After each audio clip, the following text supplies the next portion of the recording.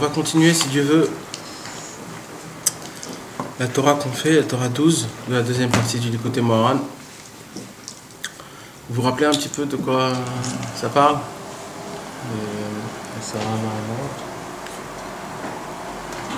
Quelqu'un veut dire un mot dessus, sur ce qu'on a dit?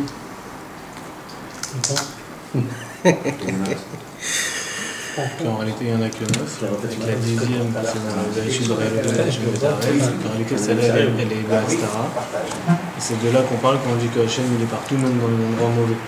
Parce que là-bas, il ne veut pas se dévoiler. Sinon, c'est trop fort. Donc, il va se cacher là-bas pour qu'au moins il puisse être là-bas, sinon pour que ça puisse vivre. Sinon, ça ne peut pas tenir. Mais il se met là-bas, caché, pour que ça puisse continuer à tenir. Et c'est ça le kavod de la Torah. Tout le lien de tout ça, c'était par rapport au kavod.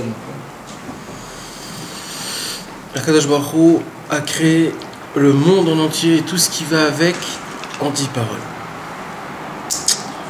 10 paroles. 10 fois il y a écrit Vayomer dans Bereshit. Maintenant, quand on compte les 10 fois Vayomer, tu vois qu'il n'y a pas 10 fois, il n'y a que 9 fois. Alors, où est le dixième, la 10e parole de Dieu? La 10e parole de Dieu, en fait, c'est la première, c'est Bereshit. Et pourquoi c'est pas écrit Vayomer? Pourquoi il n'y a pas écrit Dieu a dit, le commencement, Dieu créa le ciel et la terre? Parce qu'en vérité, c'est une parole que Dieu a dit, mais c'est une parole qui est cachée. Et cette parole, elle n'est pas cachée pour rien. Cette parole, elle est cachée parce qu'en fait, dans le monde en entier, c'est quoi qui fait vivre en fait tout? C'est quoi la vie, la ressource de toute la vie, de tout? Que grâce à ça, il y a les déroulements, l'enfantement, etc., etc. C'est quoi qui fait tout ça? C'est le kavod de Dieu. C'est quoi le kavod? C'est l'honneur de Dieu. C'est ça qui fait vivre et qui fait renaître tout. Akadosh Baruch Hu n'a pas créé rien du tout qu'il n'a pas de l'honneur de cette chose-là. Il n'a rien créé de rien. Dans chaque chose, il y a un honneur de Dieu. Et notre travail à nous... Quand tu dis honneur, ça voudrait dire que dans cette chose-là, on peut trouver l'honneur de Dieu. Dieu, il est honoreux de cette chose-là. Ah. C'est-à-dire, si tu es dans le monde, c'est qu'obligé, il est honoré que tu es dans le monde. Sinon, tu ne serais pas dans le monde. Donc, Akadosh Baruch Hu, il est honoré de... C'est un honneur pour lui. C'est un honneur pour lui. Mais le plus pire, c'est quand toi, tu ne fais pas du tout attention à ça. Alors, Akadosh Baruch Hu, il est honoré de toi, et toi, tu n'es même pas honoré de toi-même. Il n'y a pas plus grave que ça. Et Akadosh Baruch Hu, il est honoré du Nesti, il est honoré des Bamba, il est honoré du Coca-Cola Zéro. Il est honoré de chaque chose. Et la preuve qu'il est honoré de chaque chose, c'est qu'elle est dans ce monde. Si elle ne serait pas dans ce monde, il ne serait pas honoré de ça. Donc la preuve qu'elle est dans ce monde, c'est qu'Akadosh Baruch Hu est honoré. Maintenant, notre travail, nous, c'est quoi? C'est de trouver cet honneur de Dieu. Nous, on doit retrouver l'honneur de Dieu. Comment on retrouve l'honneur de Dieu dans tout? En essayant de se conduire comme il faut, de faire avec ça des bonnes choses. Le coca, on l'achète pour Shabbat, ou alors quand il y a des invités, ou alors pour une simcha, ou pour des choses comme ça. Quand on boit, on fait une bracha avant et après. On n'est pas des goinfres. On essaye de trouver toujours le point de Dieu dans chaque chose qu'il y a. Dans chaque chose, c'est ça notre travail. Maintenant, c'est sûr que nous, on ne peut pas trouver le point de Dieu dans un bourricas ou alors dans un verre de coca. Parce que malheureusement, on est complètement à la masse. Alors, le minimum qu'on demande, c'est au moins dans les choses qui sont spirituelles, dans les choses qui sont pour Dieu, au moins dans ces choses-là, de trouver Dieu. Parce que même dans ça, c'est dur de trouver Dieu. C'est comme par exemple le matin, tu fais Shachari, tu fais la prière. C'est très dur de trouver Dieu le matin. Même quand tu fais ta prière, même quand tu lis, même quand tu dis. T'as beau penser que tu pries pour Dieu, mais en vérité, t'es pas là-bas. T'es pas là-bas. Donc il faut trouver le point où il y a une sorte de connexion que tu arrives à te connecter. Il dit à Benou qu'il y a des fois des moments dans ta prière que c'est un seul point dans toute ta prière, c'est une phrase, que quand tu vas lire cette phrase, ça va te faire des frissons. Ça, c'est que celui qui veut se rapprocher de Dieu, bien sûr. Celui qui se travaille à essayer de se connecter. Il y a une phrase que quand tu vas la lire, ça va tellement te toucher, ça va tellement te... Tu vas le ressentir, ça, pour nous, c'est en français, parce que malheureusement, en hébreu, on ne comprend pas. Donc, si tu commences à lire en français ta prière, même si ce n'est pas pendant ta prière, juste tu lis ce que tu dis le matin. Imagine-toi, tu vas commencer à dire, il y aura un passage, un moment, où ce passage-là, quand tu vas le dire, tu vas avoir des frissons. Tu vas dire, waouh, c'est quoi ces paroles que je dis? Tous les matins, je dis cette parole-là. Purée. Ça s'appelle le kavod de Dieu. C'est ça l'honneur que Akadosh Baruch Hu il attend. On trouve l'honneur de Dieu. Maintenant, on a expliqué un cours en entier pourquoi l'honneur, c'est quoi l'honneur, etc. On ne va pas rentrer dans ça, mais ce qu'il faut savoir dans tout ça, c'est que, comme on a dit, il y a 10 paroles de création de ce monde. Dans les 9 paroles, c'est des paroles qui sont ouvertes. Ça veut dire on voit Dieu créa le ciel, la terre, l'eau, la lumière, etc., etc., etc. Et la 10e parole, c'est une parole qui est complètement cachée. Pourquoi Akadosh Baruch Hu, dans la Torah, il a fait la 10e parole, c'est-à-dire en fait c'est la première parole, elle est cachée. Pourquoi compléter? Pourquoi faire des problèmes? Dis une 10e parole, où est le problème? Ma baya. Et là, mes amis, d'après le Zohar, et Rabbeinu, il développe encore plus, et là, il dévoile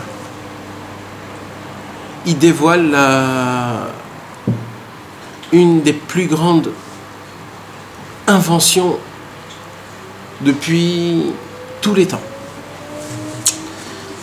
On peut venir ce soir, ouvrir un livre, étudier, écouter un cours, retourner chez nous à la maison, et on se dit dans la tête, ouais, c'était sympa. On a bien étudié, une petite Torah, un petit... Mais c'est pas du tout ça ce que je voudrais faire ce soir, mes amis. Ça, c'est pas... Ce qu'on va étudier ce soir et les soirs d'avant aussi, c'est pas quelque chose de normal. Mais c'est pas normal.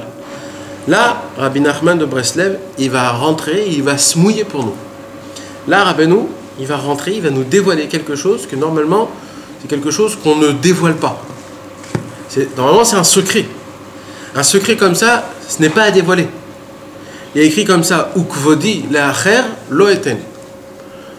Il dit comme ça à Kadosh Baruch Hu, mon honneur personnel, je ne le donne pas à quelqu'un d'autre. Il y a une sorte d'intimité. On ne raconte pas ce qu'on fait avec notre femme à nos copains. Il y a une sorte d'intimité. Et même entre familles, on ne va pas raconter à tout le monde ce qu'on fait. On est en famille. Donc il y a une sorte d'intimité. C'est quoi cette intimité? C'est une sorte d'honneur. C'est un respect. Alors il y a une sorte d'honneur et de respect envers Dieu qu'on ne peut pas dévoiler, des secrets qui appartiennent qu'à Dieu. Mais Rabbeinu, en dévoilant ce qu'il va dévoiler ce soir, il s'est dit que c'est vrai que je vais dévoiler quelque chose que normalement c'est intime et que normalement on ne dévoile pas des choses comme ça. Mais il se cache derrière ce secret-là, il se cache quelque chose qu'on apprend qui Bezrat Hashem, celui qui fonctionnera par rapport à ça dans sa vie, tout va changer. Il va tout changer. Maintenant, pour ça, il faut essayer d'y mettre un petit peu de son sien pour essayer de comprendre. Alors, il dit Rabbi Nachman, il y a des endroits qui s'appellent Mekomot Ametunafim. Des endroits qui s'appellent des endroits pervers. Des endroits qui sont l'inverse de l'honneur de Dieu. On peut appeler ça des endroits et on peut appeler ça aussi des sentiments. Ça dépend, chacun, il a ses journées, comme on dit, il a ses périodes où il s'éclate, comme on dit, matériellement, et que des fois il se lâche un peu trop, et qu'il arrive dans des endroits où c'est l'inverse de la sainteté, l'inverse de l'impureté, c'est la perversion, c'est l'athéisme, c'est ce qu'on pense, le mec qui croit qu'il peut tout faire, etc., etc. Alors, il y a une question qui se pose, une question toute simple. On a posé ça le cours dernier. On a pris un exemple. Comment ça s'appelle la maison des femmes qui sont... Maison close. Comment? Maison close. Ah, les maisons closes, par exemple. D'accord? Les maisons closes. Si c'est dans ce monde, c'est que Dieu, il veut qu'ils soient là. Obligé. S'il ne veut pas, ça n'existe pas. C'est comme ça que ça fonctionne. Il n'y a rien au monde qu'il y a sans la volonté de Dieu. Maintenant, je vais aller plus loin. Chaque instant que cette maison close-là, ça fonctionne, ça fait de l'argent, des gens, c'est quoi qui fait que ça a de la vie et que ça se maintient? Des clients et tout ça. C'est Akadosh Baruch Hu qui fait ça. Il donne la vie à des choses comme ça. Maintenant, comment on peut comprendre on a dit que tout ce qu'il y a dans ce monde, Dieu est honoré. Il y a de l'honneur de Dieu. Comment on peut prendre des choses comme ça et dire que là-bas il y a de l'honneur de Dieu? C'est exactement l'inverse de l'honneur de Dieu. Dieu, il a dit, si vous voulez faire partie de moi, alors arrêtez toutes choses perverses avec les femmes, avec les etc., parce que ça, ce sont les autres qui font, et nous les Juifs, on est des gens, on a de la moralité de la Torah, que la Torah nous donne le mode d'emploi, comment on doit se conduire, comment se porter. Et un homme qui ne se comporte pas comme ça, c'est un homme qui n'a pas de moralité par rapport à Hachem, par rapport à la Torah. C'est une bête, c'est une vache, c'est un chien, c'est un chat. Ce qu'il voit, il monte dessus, il fait ce qu'il veut avec. D'accord? Nous, c'est pas comme ça. Nous, on a des lois, on a des règles, on a tout ce qu'il faut. Maintenant, des maisons comme ça, il y en a partout dans le monde. Maintenant, et ainsi de suite. Tous les casinos, les jeux de poker, toutes les choses qui vont dans des endroits qui sont pas bien. Dans des endroits qui sont vraiment d'un autre côté. Ça, Akadosh Baruch Hu, si ça se maintient et que ça fonctionne, en plus aujourd'hui, il n'y a que ça qui travaille, il n'y a que ces choses-là qui font un maximum d'argent. Donc Akadosh Baruch Hu, automatiquement, il doit... il y a du kavod de Dieu, obligatoire, sinon ça n'existe pas. Où est le kavod dans ces endroits-là? C'est ça la question qu'on pose. Comment ça se fait qu'Akadosh Baruch Hu, il peut laisser... Et le pire de tout ça, c'est pas que Dieu il ferme les yeux à ça. C'est que Dieu donne vie à ça. Dieu, il fait fonctionner ces choses-là. Comment on peut expliquer qu'il y a du kavod de Dieu qui est là-bas? Comment on peut expliquer quelque chose comme ça?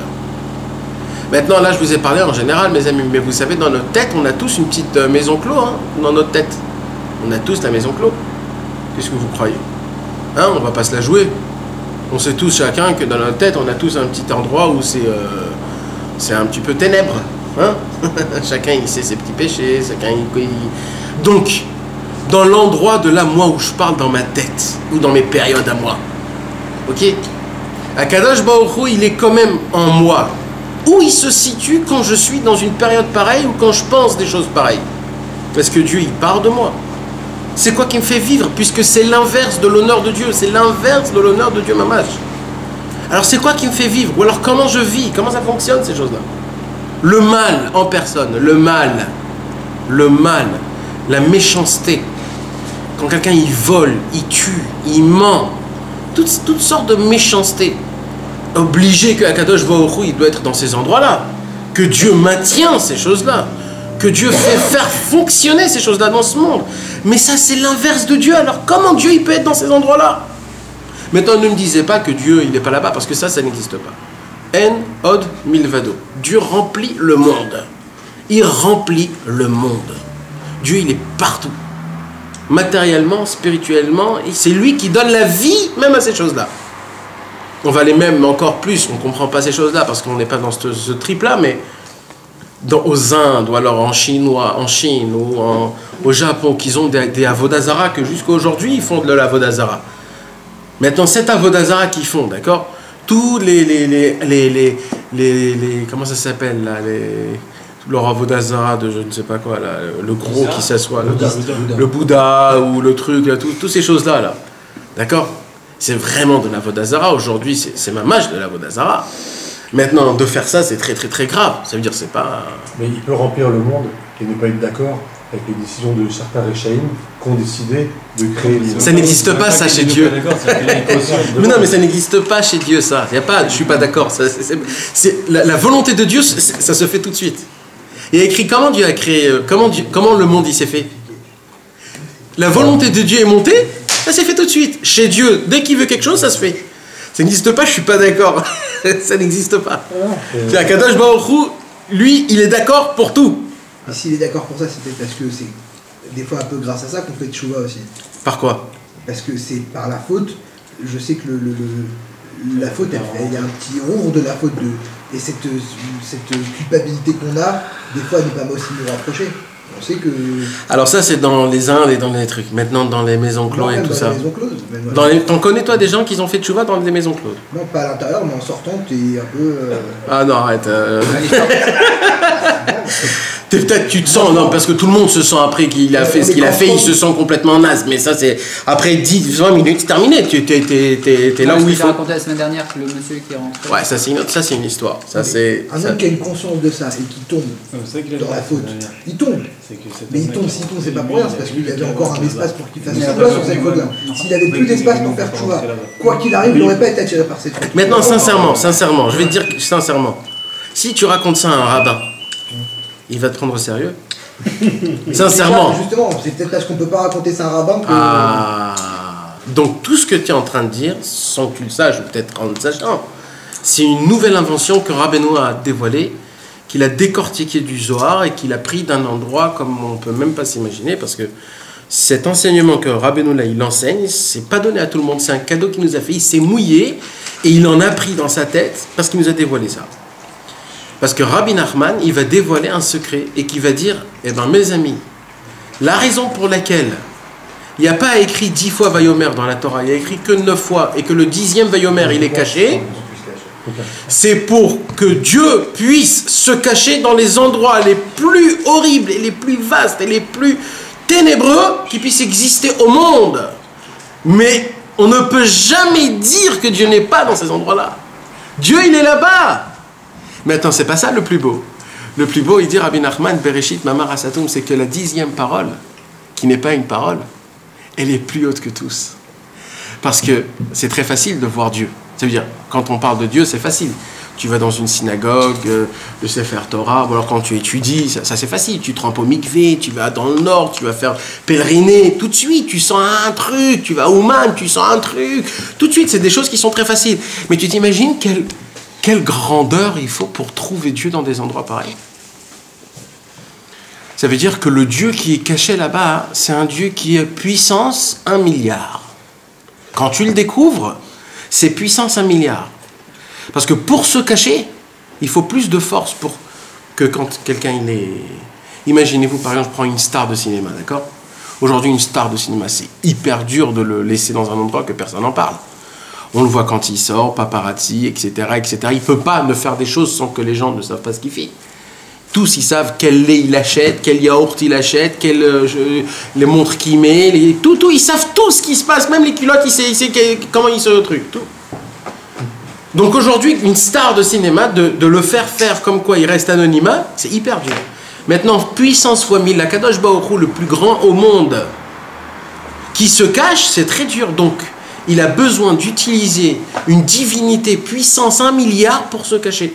Donc, dans ces endroits là-bas, dans ces endroits les plus horribles, les plus puants qui puissent exister, qui nous dégoûtent, là-bas, Kadosh Baruch Hu, il est caché là-bas. Pourquoi il est caché là-bas, Kadosh Baruch Hu? Kadosh Baruch Hu est caché là-bas. Si Chas Veshalom, un juif, il tombe là-bas, et que ce juif-là, d'un coup, vous savez, je ne sais pas, Chas Veshalom, j'espère que ça ne vous arrive pas, mais il y a des fois des moments qu'on va tellement loin dans le pas bien, que des fois tu te dégoûtes de toi-même, des fois tu te dis j'ai exagéré là, oh, j'ai exagéré, combien et là d'un coup il y a une sorte de clic qui se fait dans ta tête qui te dit mais Hachem, où tu es là, où tu es? Je suis allé tellement loin, mais attends, il n'y a rien là, tu ne m'attrapes pas, qu'est-ce qui se passe? Et là Rabbi Nachman il dévoile un secret exceptionnel. Il dit un homme qui est aussi bas, il ne peut pas revenir tout de suite comme ça, il ne peut pas. Parce qu'il est trop bas, il s'est trop sali. Sa seule bouée de sauvetage dans un endroit pareil, c'est juste le fêté qui dit Hachem où tu es. Au moment où il dit Hachem où tu es, rien qu'il a prononcé ce mot-là, c'est comme un ascenseur. Il était au minus 50, là il est au 400e étage. Un ascenseur, il n'a rien fait. Le fait est que dans un endroit aussi loin, imagine-toi un homme dans une maison close, d'accord? Il fait ce qu'il fait, il est complètement pas dans cette... d'accord? Et là-bas, qu'est-ce qu'il dit? Il dit, où tu es Hachem? Ça veut dire en fait, qu'est-ce qu'il a fait? Il a emmené Akadosh Baruch Hu dans un endroit là-bas. Parce qu'il y a écrit, qu'au moment où on pose la question à Kadosh Baruch Hu où tu es, Kadosh Baruch Hu il est obligé de descendre. Obligé. On l'appelle, il descend. C'est un papa. Donc au moment où tu appelles Hachem dans des endroits pareils, en fait, tu as fait quelque chose d'exceptionnel. Qu'est-ce que tu as fait? Tu as amené Hachem dans un endroit où il était caché. Ça veut dire que tu dévoiles Dieu. En fait, tu lui fais une bonté à Kadosh Baruch Hu. Maintenant, c'est pareil dans des moments, Chas v'Shalom, qui sont complètement critiques. Tu as des moments où tu te poses la question et tu te dis, mais attends, qu'est-ce qui se passe? Où tu es? Mono Shelolam, où tu es? Où tu es? C'est dans ces endroits là-bas, les plus critiques, que tu te sens complètement déshabillé de tout. Et au moment où tu appelles Akadosh Baruch Hu, il est obligé de se dévoiler de sa cachette, de là où il est. Et là, il n'y a pas plus haut que ça au monde. Il dit, Rabbi Nachman, c'est comme un rond. Tu étais le plus bas, maintenant tu es monté le plus haut. Pourquoi? Parce que, je vous rappelle, que le Bereshit, c'est le Mahamar, c'est la parole de Dieu la plus haute, c'est la première parole. Il y a 10 paroles. La première, c'est celle qui est cachée, c'est la plus haute. Après, c'est des paroles qui sont normales. Ça veut dire, en fait, de découvrir Dieu aujourd'hui dans des endroits simples, c'est très facile. C'est des niveaux qui sont très bas. De découvrir Dieu normalement, c'est des niveaux qui sont normaux. Tu vas pèleriner, comme j'ai dit, tu vas au mikvé, tu vas ici, à droite, à gauche. Tu sens tout de suite une élévation. Ça, c'est facile, c'est facile.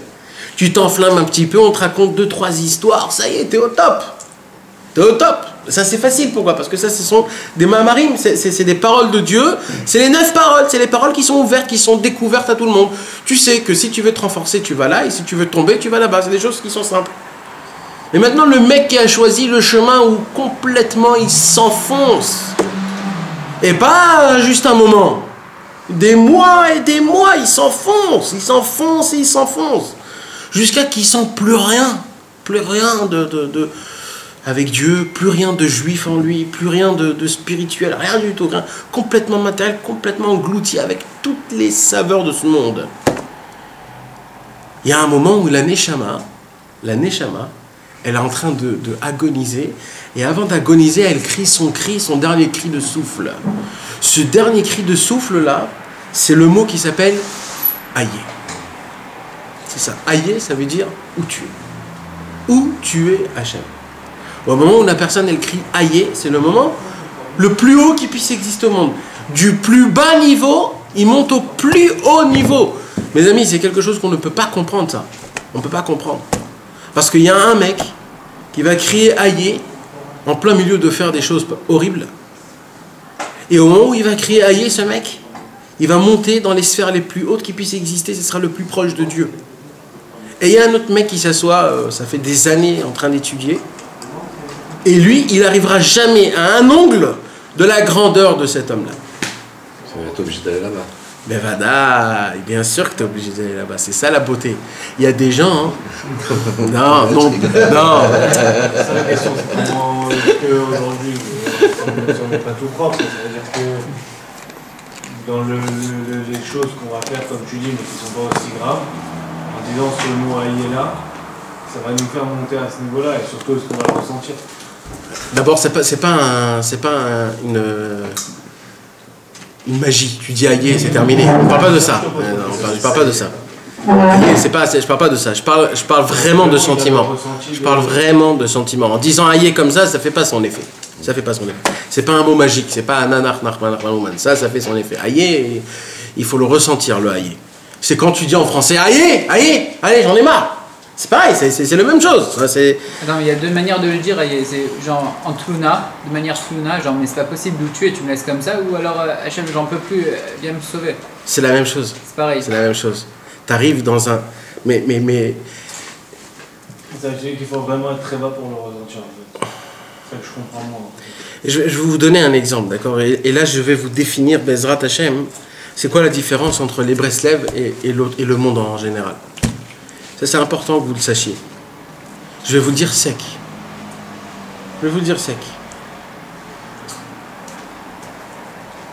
Les Breslev, c'est les seuls qui ont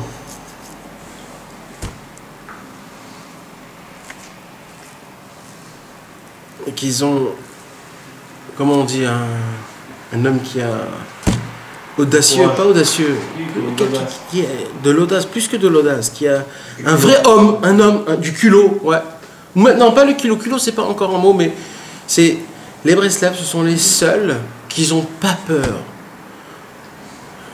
de monter le plus haut chez Hachem en sachant que pour arriver le plus haut, il faut descendre le plus bas.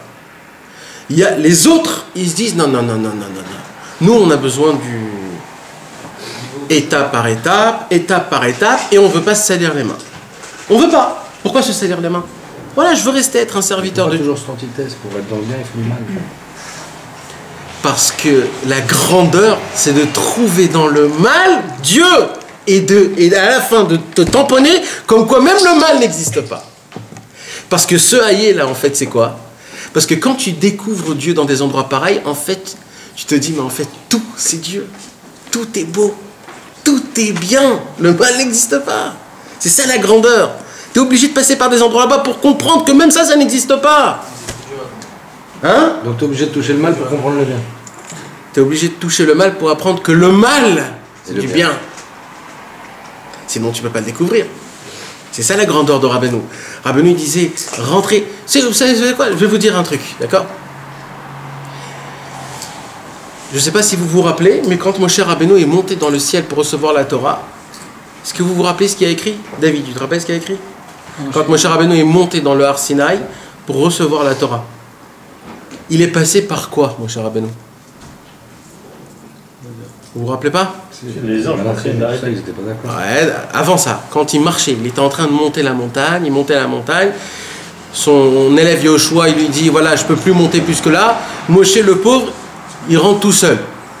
Dès qu'il continue à monter tout seul, et là il est tout seul, il commence à avoir peur. Pourquoi?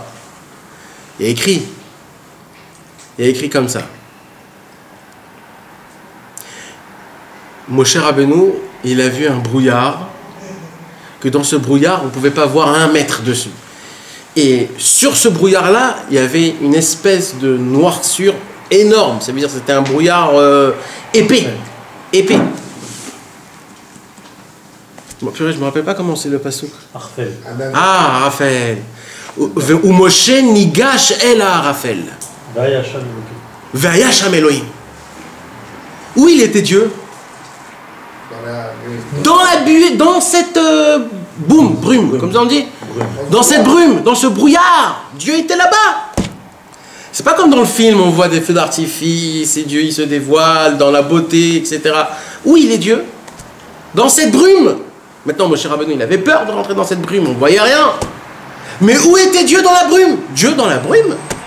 Non, Dieu c'est plein de couleurs, c'est beau comme dans les films. Non, Dieu il était dans la brume. Ça veut dire quoi Dieu il était dans la brume?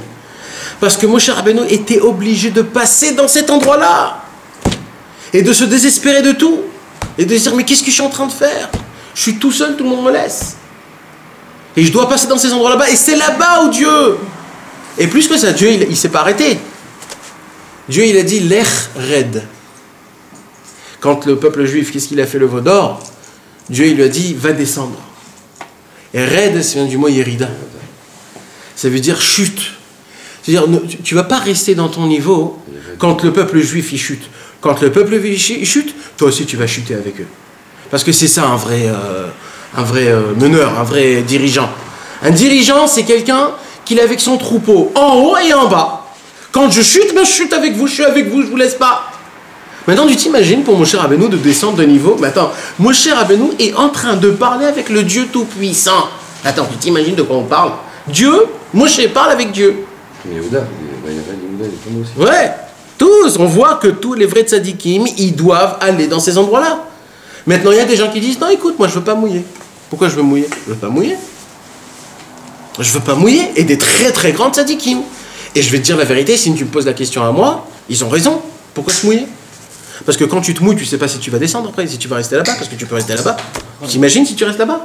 Il y en a eu des tzadikim qui sont restés en bas. Plein. Qu'est-ce que tu crois? Et les pauvres, tu t'imagines les pauvres? Toute leur vie dans la grandeur, etc. Parce qu'ils ont voulu passer là-bas, ils sont restés là-bas. Donc en fait, c'est énormément une sakana. C'est un risque. On peut pas se comparer à lui. De quoi? Se comparer à quoi?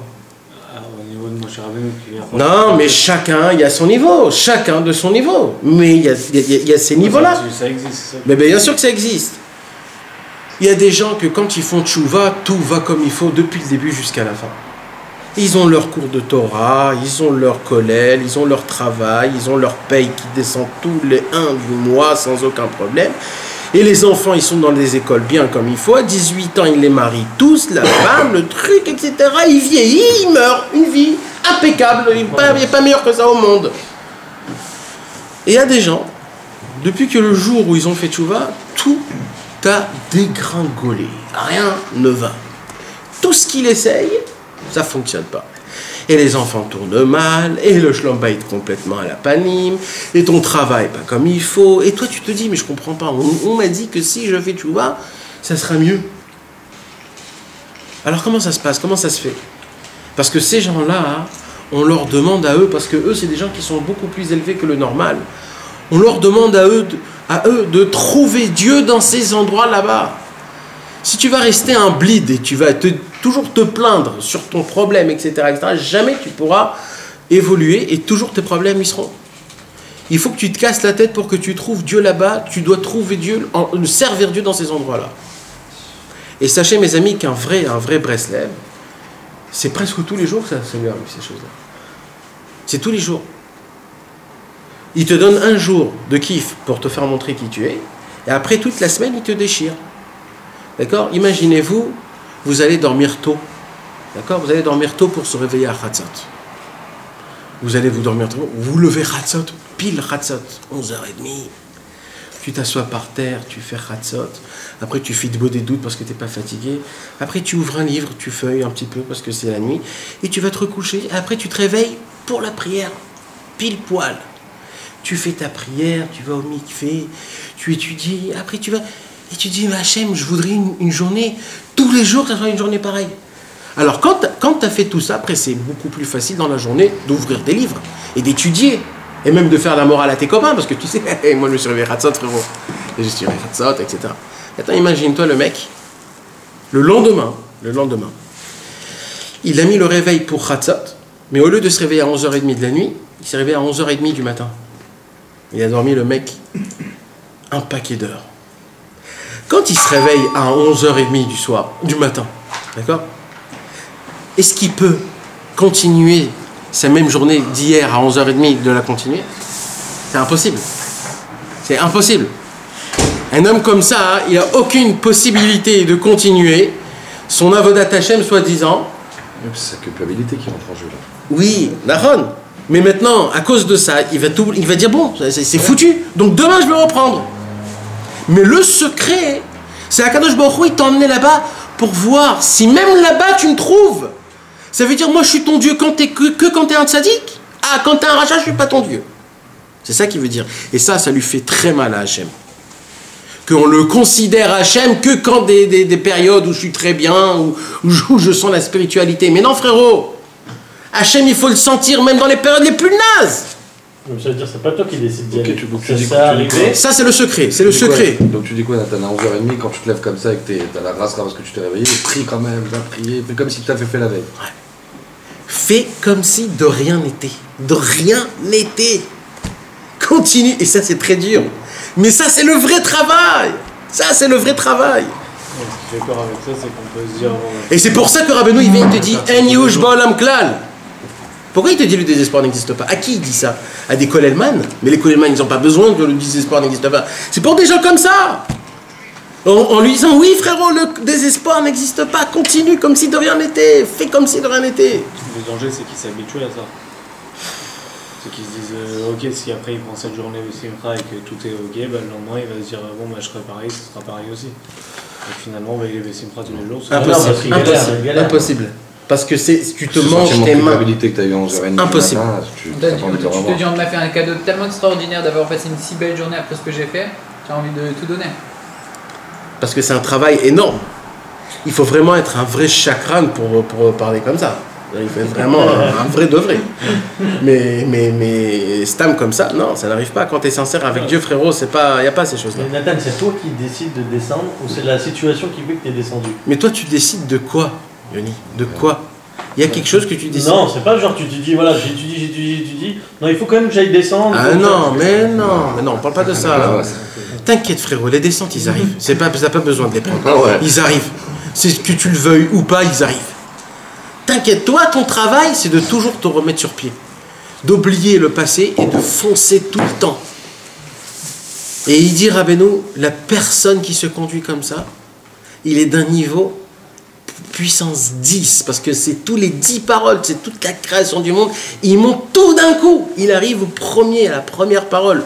C'est pour ça que la première parole, c'est quoi dans la Torah? Bereshit. C'est quoi Bereshit? Commencement. Toujours commencer depuis le début. Comme si de rien n'était. C'est un commencement. Il est 11h30 de la journée, j'ai tout raté. Ni Shachari, ni rien, tout. Il ne reste plus rien. Et ben Bereshit. Bereshit, voilà, je suis né maintenant, je suis né. Voilà, il n'y a rien de... Tout est bien, tout est beau. Et vas-y, je fais ce que je peux. C'est ça la grandeur. Maintenant, il faut être un homme. Hein? Pourquoi tu as ce sentiment de pas bien? Ça, c'est le Yetzer Hara. Ça, c'est le Yetzer Hara. C'est pas le Yetzer Tov. Les gens, ils croient que c'est le Yetzer Tov. La culpabilisation.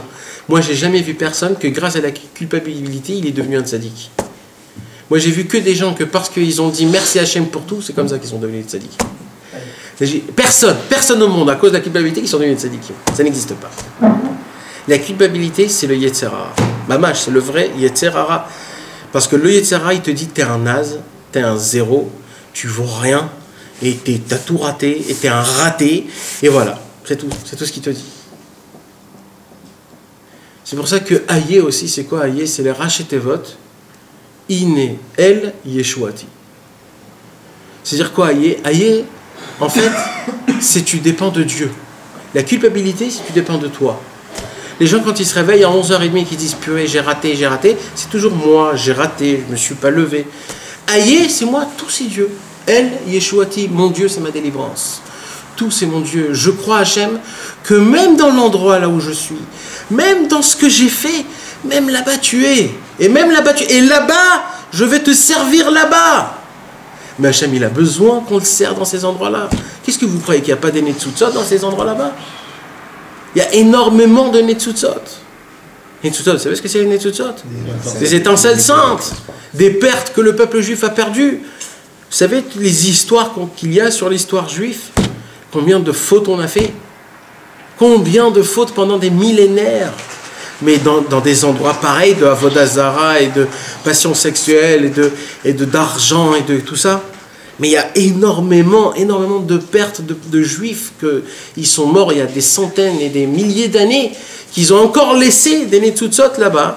Et pour les amener, il faut tomber là-bas pour les ramener. Et comment on les ramène? En disant à Hachem, tu sais quoi? Eh bien même là, je vais te servir. Ça, c'est un homme. Ça, c'est un soldat. Et ça, pas tout le monde peut le faire, ça. Pas tout le monde. Maintenant, tu le vois de tes yeux. Tu le vois de tes yeux, comment ça fonctionne. Un Breslev, il n'est jamais situé dans un endroit. Ou alors tu le vois au Netz, à Mikvé, ou alors tu le vois à 10h, à 11h. Et jamais tu vas le voir dans une heure normale, comme tout le monde. À 7h du matin, à 8h30. Jamais. C'est toujours ou alors l'extrême, ou alors à 1h du matin, parce qu'il s'est réveillé à Hatzot, ou alors c'est à 1h de l'après-midi. Éclaté complètement, il tient comme ça et il se trompe. Mais c'est ça un vrai travailleur. Un travailleur, c'est quelqu'un qui sert Dieu dans tous les endroits. Alors qu'un Breslev, il ne peut pas avoir de seder. C'est quoi le seder pour toi? Le seder, c'est Bémet, t'as un rythme. Les tâches à faire une par une. Non, ça tu peux avoir. Non, les tâches, tu peux les remplir. Ouais. Mais la régularité, c'est... La régularité, frérot, c'est la chose la plus horrible qui existe dans le monde. Non, mais tu peux ramener dans ta régularité, tu peux ramener une nouveauté. Non, mais pas nous.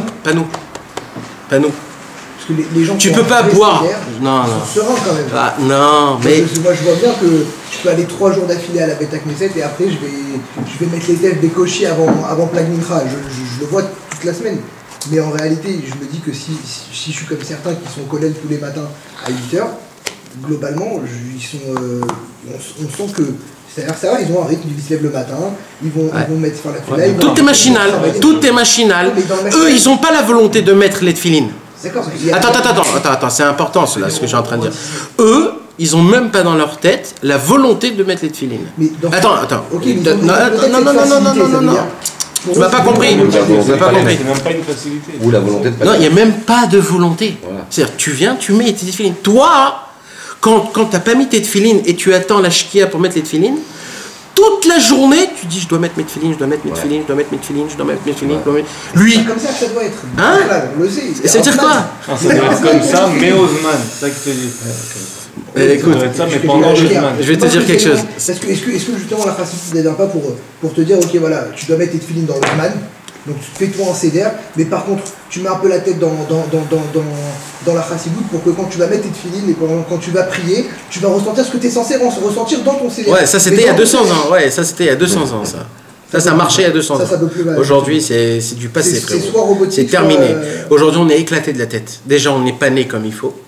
Et je vais pas te raconter les bêtises qu'on a fait, d'accord? Depuis l'âge de 13 ans, 14 ans, 15 ans, etc., etc. Toutes ces petites choses-là, ça endommage pas. Le cerveau, ça l'éclate, ça l'explose. On n'a plus de cerveau, on n'a plus de corps, on n'a plus rien. Il reste plus rien de notre neshama. Alors on va pas me dire maintenant qu'on a des possibilités en restant en régularité de ramener de l'aitrachout et de rester un homme avec de la ferveur, etc. C'est du pipeau. Celui qui parle comme ça, c'est un menteur. Non, c'est vers ça qu'on doit essayer de... Ouais, bien sûr, c'est notre volonté. On prie de ça tout le temps. On demande à Hachem qu'on veut avoir de la régularité. On veut mettre mes tefilines tous les matins à 7h, c'est précis. Ça, c'est notre volonté. Mais, Tarles, l'actualité, c'est pas ça l'actualité, frérot. C'est pas ça. L'actualité, c'est que c'est pas comme ça. Tu vois de tes yeux, une fois comme ça, une fois comme ça, une fois pas du tout, une fois oui, une fois non. Et ton travail, c'est quoi? C'est d'y faire avec. C'est à quoi on ressemble? C'est les policiers, d'accord? Qui veut faire le sifflet dehors? Qui veut siffler le policier qui fait à droite, à gauche, la circulation? Quel policier veut faire ça? Personne. C'est un honnête, comme on dit, c'est une punition. Quand on veut punir un policier, on lui dit va faire la circulation. Maintenant, je vais dire un truc. Il y a un palais d'un roi, ok? Ça, c'est une histoire que c'est écrit dans la Gemara, cette histoire-là. Il y avait deux tzadikim, deux très très grands tzadikim. Un des deux, il est tombé malade. Je ne me rappelle plus des noms, c'est pour ça que je ne vous dis pas le... Un dedans, il est tombé malade. Maintenant, celui qui est tombé malade, c'était celui de haut niveau. Le Nassi, c'était le président, le très très grand tzaddik, à l'époque de la Gemara. Et le grand tzaddik qui est tombé malade, il dit, appelez-moi un tel. Alors il dit, ok, il vient, et il dit, je te demande s'il te plaît, prie pour moi. Il dit, quoi? Il dit, prie pour moi. Il dit, à moi, vous me demandez de prier pour vous, mais vous êtes un très très grand tzaddik. À moi, vous me demandez de prier pour vous? Il dit, je vais t'expliquer. C'est vrai que je suis le plus grand tzaddik. C'est vrai. Mais il dit, c'est quoi la différence entre toi et moi? Il dit, c'est très simple. Il dit, quand un président veut parler à un roi, alors il y a une demande à faire par écrite. D'accord? Une demande. Tu ne peux pas rentrer comme ça. Il y a une demande. Donc tu écris ta demande, tu la postes, tu attends que ça vienne. Le temps que ça prend, et après, je suis reçu. Il dit, mais celui qui lave les toilettes et qui balaye, il voit le roi tout le temps. Il est toujours dans sa chambre en train de lui faire sa poubelle, etc. Alors je te demande que quand tu vas là, tu lui diras quelque chose. Et il dit, c'est exactement pareil. Moi, je suis un ministre. Toi, tu es un homme qui est à un niveau normal. Mais toi, tu vois tous les jours le roi parce que c'est toi qui balaye sa maison. Donc tu le vois plus que moi. Donc quand toi, tu vas lui dire qu'un tel est malade, il va te recevoir plus vite que chez moi. Tu t'imagines que les mecs qui sont complètement en bas, Dieu est plus proche de eux que les gens qui sont en haut. Parce que les gens qui sont en haut, Kaviachol, ils n'ont pas besoin de Dieu comme celui qui est tout en bas qui a besoin de Dieu. Parce que celui qui est tout en bas, il agonise. Si Dieu n'est pas là, il agonise. Donc Dieu est obligé d'être à côté de lui. Maintenant, celui qui est en haut, il peut s'en passer. C'est un grand sadique, il peut aller à droite, à gauche. Ça, c'est pas moi qui dis, c'est David Ameller. Il a écrit comme ça. Imesak Shamaim Sham Ata. Quand je monte dans le ciel, Dieu, où tu te situes? Là-bas. Par contre, Ve'atzia Sheol, quand je suis dans le plus profond des ténèbres, Ineka, t'es avec moi! T'es avec moi! Je t'imagine? C'est ça, frérot. Mais ça, qu'est-ce qu'ils veulent le recevoir aujourd'hui? Parce que c'est très facile de dire, ouais, il faut faire ça, il faut faire ça. Ça, c'est les paroles habituelles. Ça, c'est des paroles qui te donnent que des claques et qui te déchirent. Ouais, si tu fais pas ça, tu fais pas ça. Malheureusement, il n'y a personne aujourd'hui qui veut parler les choses claires et nettes. Personne qui veut se mouiller. C'est toujours beau et bien de parler des paroles de Torah. en disant oui, c'est comme ça qu'il faut faire, et c'est de cette situation-là, et c'est de ce truc-là, et c'est de comme ça. Tout ça, c'est important. Je dis pas que c'est pas important, Chas v'Shalom. Tout est important. Mais là, on parle à quelqu'un qui est dans un hôpital en train de mourir. Tu vas pas lui dire prends des vitamines C. Il est en train de mourir, le mec. Il faut pas jouer avec ces choses-là, tu comprends? Un homme qui fait du sport, qui est beau, il est mince, il a 20 ans, tu peux lui dire prends des vitamines C. Mais quelqu'un qui agonise, on lui a coupé les 2 mains, les 2 jambes et sa tête, on va la couper aussi bientôt. Tu vas pas lui dire prends des vitamines C. Mes amis, on est comme ça, ne croyez pas, on est comme ça. On est complètement tapé de la tête. On a dans notre tête un paquet de visions que jamais ils vont s'effacer. Chaque seconde, chaque moment que tu te rappelles et que tu kiffes ce moment, c'est très grave. C'est comme si tu le refais. Même que tu as fait déjà tchouva il y a 20 ans, 15 ans. T'imagines de ça?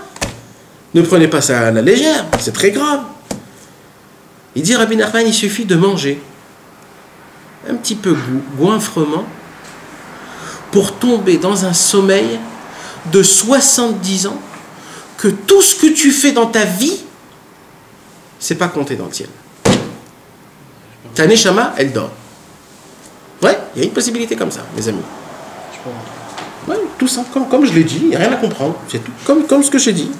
Il y a une façon de manger comme un animal, goinfrement, en vitesse, ou parce que tu mâches pas, tu plantes ta tête dans la bouffe.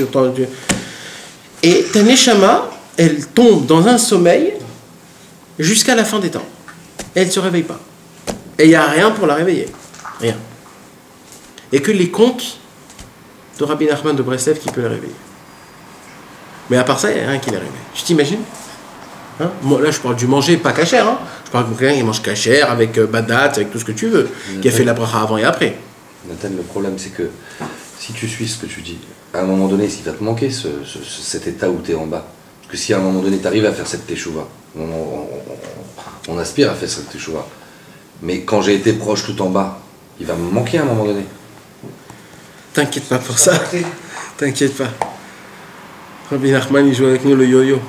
Il te fait monter, et il te fait descendre. Et il te fait remonter, et il te fait redescendre. Celui qui voit qu'il est sensible, alors il dit bon, ok, t'es sensible, vas-y, allez, je te donne. Chatzot, mikveh, idvodedut, avodat Hashem, vidouit dvarim, mouman, tout, je te donne. Maintenant, celui qui c'est un homme, c'est un vrai soldat, le général, il dit, vas-y, retourne, repars, retourne, repars, retourne. Maintenant, le lâche, c'est le mec qui se dit, mais je comprends pas. J'ai gagné une guerre, pourquoi je dois retourner? Encore une fois, je suis là. Ah ouais. Mais espèce d'imbécile, c'est parce qu'on t'adore, c'est toi le meilleur. C'est toi le meilleur, il n'y a que toi qui fais le bon travail. Il n'y a que toi qui fais le bon travail. Dans les endroits les plus bas, tu trouves Dieu. Et tu reviens et t'es fort et tu dis merci Hachem. Et nous, on se plaint qu'on n'est pas des vieux, des pépères. En fait, ce qu'on veut, c'est d'être des pépères. D'avoir le Seder Yom, comme les vieux. De 3 à 3,5, il y a le truc. De 4 à 5, il y a le sport. De 5 à 6, il y a la danse. De 6 à 7, il y a le souper. De 7 à 8, il y a le slow avec je ne sais pas quoi. Et vas-y, c'est ça, on fait ce qu'on veut. Ça t'évite ces étincelles que tu laisses aussi pendant 1000 ans derrière. Ça vaut la peine, non? Que de traîner l'étincelle derrière. Le problème, c'est qu'on est... Le problème... Comme ça, organisés, ils sont tranquilles. Mais ça... Non, c'est pas une bouée. C'est une bouée pour les gens qui sont faibles. Ouais. Pour les gens qui sont faibles, mais... Ils sont tranquilles, ces gens-là. C'est ça. Alors, non, ça dépend ta cervelle, comment elle est.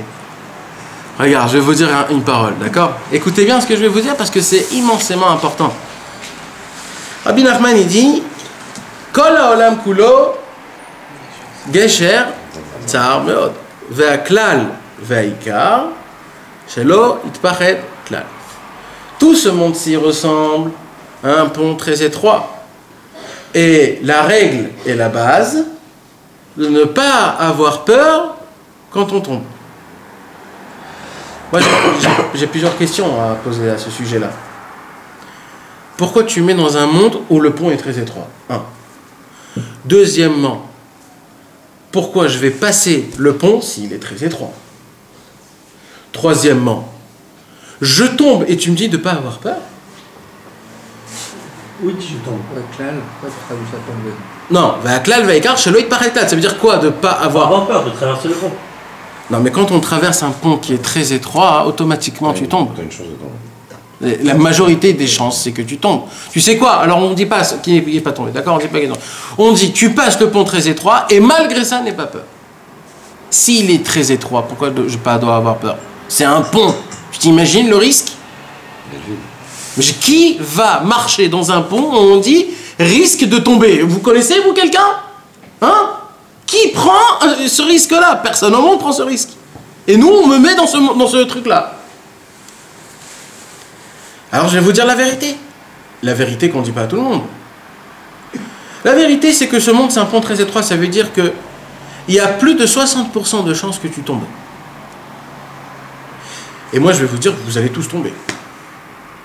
Maintenant, il dit Rabbi Nachman, tout le problème, c'est quoi? C'est le mec qui a lu la pancarte. N'ayez pas peur, et il a peur.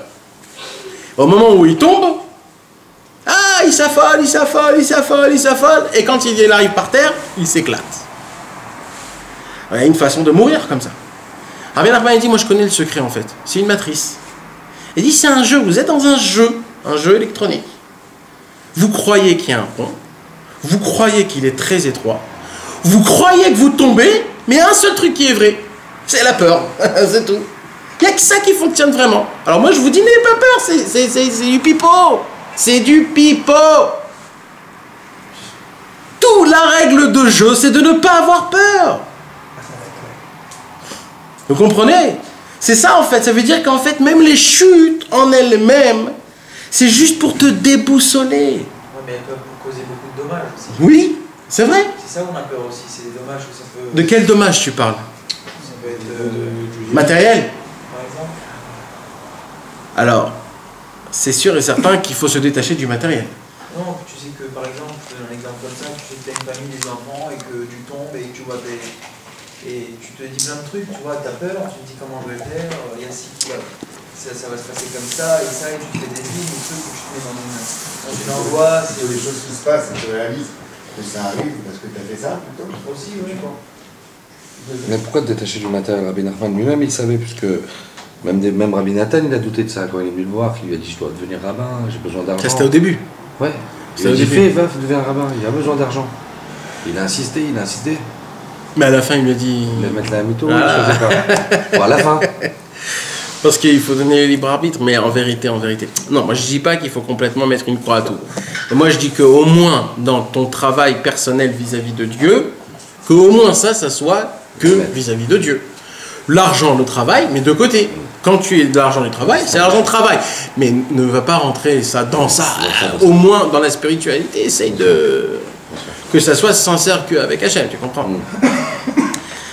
Donc en vérité, c'est quoi le problème? Le problème, c'est la personne qui croit qu'il y a des montées, il y a des descentes. Alors c'est sûr que quand tu crois qu'il y a des montées, il y a des descentes, quand je monte, je suis content, quand je descends, je suis mécontent. D'accord? Maintenant, les Grecs, qu'est-ce qu'ils ont amené dans le monde? Ils ont amené le sport, la compétition, les résultats. C'est ça qu'ils ont amené dans le monde. Il y avait une ville qui s'appelait Sparta. Et de ça, ils ont créé le sport. Là, ils faisaient des compétitions. Ils faisaient des résultats. C'est qui vient le premier, qui est-ce qui vient le deuxième, le troisième. Mes amis, ça n'existe pas dans la Torah. Pourquoi vous faites rentrer ça dans la Torah? Je suis le premier, je suis le deuxième, j'ai tout fait ça, j'ai terminé le chasse, j'ai fait la chazara dessus. Mais il n'y a pas ces choses-là, mes amis. C'est chacun, tous, on est tous des premiers. Même le dernier, c'est un premier. Il n'y a pas chez nous plus grand, plus bas. Il n'y a pas. Il y a juste une dose de cœur. Combien tu mets de cœur? C'est tout, c'est tout. Il y a une dose de cœur. Combien tu es prêt à t'y mettre vraiment? C'est tout ce qu'il y a. Maintenant, quand un homme, il associe tout ce qui se passe à Dieu en disant à Kadosh Baruch Hu, c'est des passages que je dois passer. Et ce que tu veux me faire apprendre, c'est que tu es, même dans ces endroits-là, un homme comme ça, mais Dieu, il l'embrasse. Dieu lui dit, mais c'est un homme comme ça que j'ai besoin. C'est des gens comme toi que j'ai besoin. C'est que le mec, il va dans le pont, mais il court, tellement qu'il s'en fout, lui, il court dans le pont. Et même, il fait le plongeon. Il fait le plongeon lui-même, il dit, j'ai pas peur. Vous imaginez les gens qui servent Dieu que dans des bonnes étapes? Mais prenez un mec dans le kollel toute la journée, mettez-le 1 heure à Tel Aviv. Vous savez ce qui va se passer avec cet homme-là? Mais il va être déglingué complètement. Bien sûr. Bien sûr. Il va être déglingué complètement. Pourquoi ils ne sont pas là-bas? Parce qu'ils savent que s'ils vont là-bas, ils vont être complètement déchirés. Il y a des Lubavitch, ils font des Airfatsot, Les Romains. incroyable. Les Romains, tu vas te mettre des barrières, les Romains, c'est la Je se mettre des barrières aujourd'hui. Justement, c'est pour ça qu'il n'y va pas, il se protège, il sait qu'il peut. Ouais. Avec lui-même, il va. D'accord. Non, mais moi, oui, moi ce que je veux expliquer, c'est que cet homme-là, on ne le met pas dans des endroits pareils à cause de ça. Par contre, un homme qui est prêt à découvrir Dieu en payant ce qu'il faut payer, il va se retrouver lui à Tel Aviv. C'est pareil, Tu comprends? Non, mais là tu parles de faire approcher les gens, il parle de rentrer vraiment dans le monde de la vie.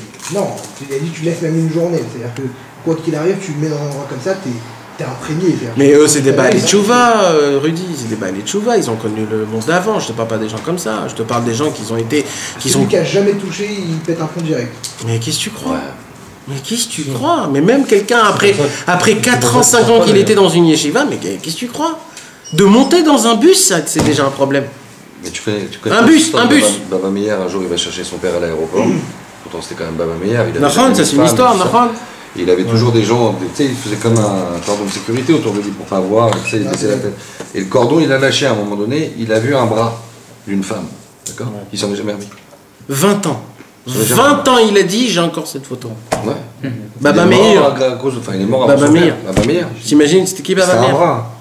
Baba Meir, c'était pas Stam. Il avait une jupe ou un bras.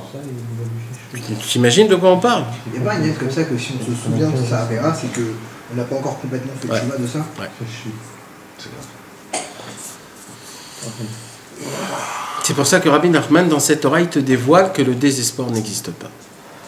En vérité, il n'y a pas de montée et de descente comme nous on croit.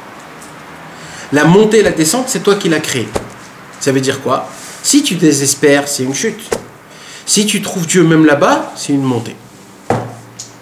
C'est-à-dire que tout n'est qu'illusion. Il n'y a pas de tafkid, il n'y a rien. Le plus important, c'est pas d'avoir. Si, ton tafkid, c'est de servir Dieu dans tous les états. C'est le seul tafkid, c'est de trouver Dieu partout. Voilà. Mais sinon, il n'y a pas de tafkid. C'est le plus grand tafkid au monde. Mais c'est le seul, c'est le faire. Non, mais ça veut dire que tu dois faire, chacun, je parle, un homme, il doit faire la Shulchan Arour, il doit toi accomplir. D'accord? Maintenant, toi, tu dois faire le maximum que tu peux. C'est dans le but de. Ton but, c'est de faire le maximum que tu peux. Maintenant, ne fais pas attention aux choses que tu n'as pas fait. Tafkid, c'est quoi? C'est logique? Le tafkid, c'est ton tâche. Ton rôle. Ton rôle, ouais. Tu comprends? Et Nathan, quand il vient de dire là, on n'a pas fait de tchouva sur cette chose-là, mais une tchouva, quand tu dis que je fais de tchouva, c'est que tu as fait de tchouva sur tout, pas sur une chose. Quand une personne a dit il y a la tchouva générale, quand le mec il était éloigné de Dieu et qu'il se rapproche de Dieu, alors il fait une tchouva générale, c'est-à-dire qu'il demande pardon à Hachem sur tout ce qu'il a fait, il essaye de prêter un bon chemin. Et il y a la tchouva particulière. C'est quoi la tchouva particulière? C'est quand Razvé Shalom, t'as raté un jour quelque chose, t'as pas fait les tefilines ou t'as allumé la lumière Shabbat ou des choses comme ça, tu dois faire tchouva dessus, sur la chose elle-même. Particulièrement, pour ça. C'est quoi le vidouille? C'est quoi la confession? La confession, c'est que tu fais tchouva sur ce point-là. Donc, c'est pas une tchouva qui est générale. C'est une tchouva qui est sur ce point-là, etc., etc. Il y a les deux sortes de tchouva. Et même dans ça, il y a encore des niveaux, mais ça, c'est important. Il y a écrit que quand un homme il fait un péché, tout de suite demander pardon, même si c'est pas sincère. Tout de suite demander pardon. Pourquoi? C'est la Torah 205. La Torah 205, elle dit... Ça ressemble à un troupeau et un berger. Le troupeau, il connaît la voix du berger. Quand le berger il siffle ou alors il fait son signe que le troupeau il vient, alors le troupeau il connaît. Il entend la voix du berger pour se regrouper. Il dit mais des fois il y a une brebis qui s'égare. Alors quand elle s'égare, elle peut encore entendre un petit peu la voix du troupeau.